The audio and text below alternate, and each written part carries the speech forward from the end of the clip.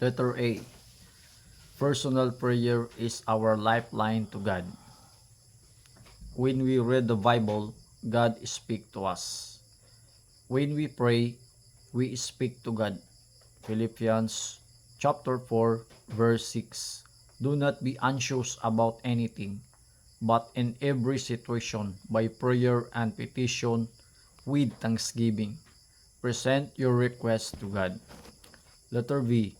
Reason for personal prayer. Number 1.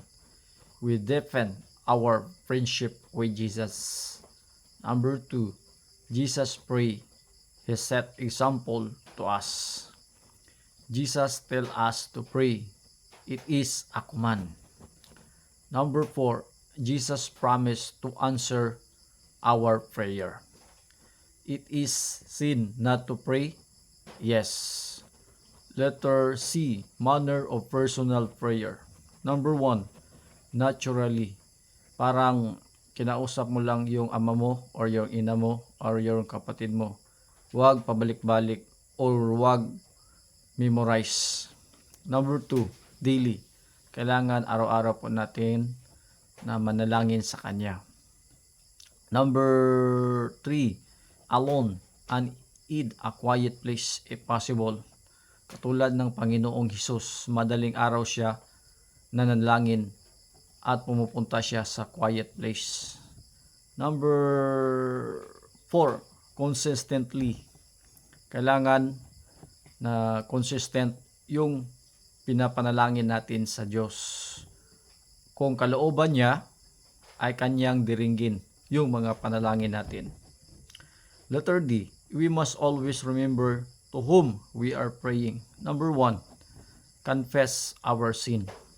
Kasi hindi natin alam na nagkasala tayo sa pamagitan kahit sa ating mga salita or kahit sa ating mga gawa or sa ating mga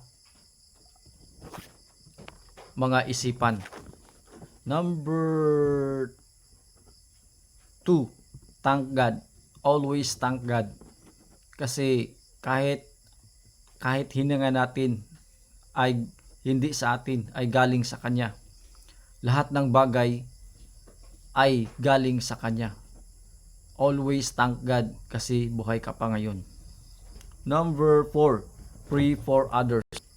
Panalangin mo kahit yung mga kapatiran mo, kamag-anak mo, kapatid, at kahit mga kaibigan mo or kapitbahay, ipanalangin mo sila. Kasi gagamitin yan sila ng Diyos para sa kabutihan mo. Number 5, pray for ourselves. Pray for your protection. Pray for your good health. Pray for your blessings. And pray your problems. Pray also your good health. Now, question. What is prayer? Number 2, question. Why must you pray? Number 3, question. When is a good time to pray? Number 4, question. How should you pray? Number 5, question. What should you pray? Please answer the question in comment section. Please like, follow, and share. God bless.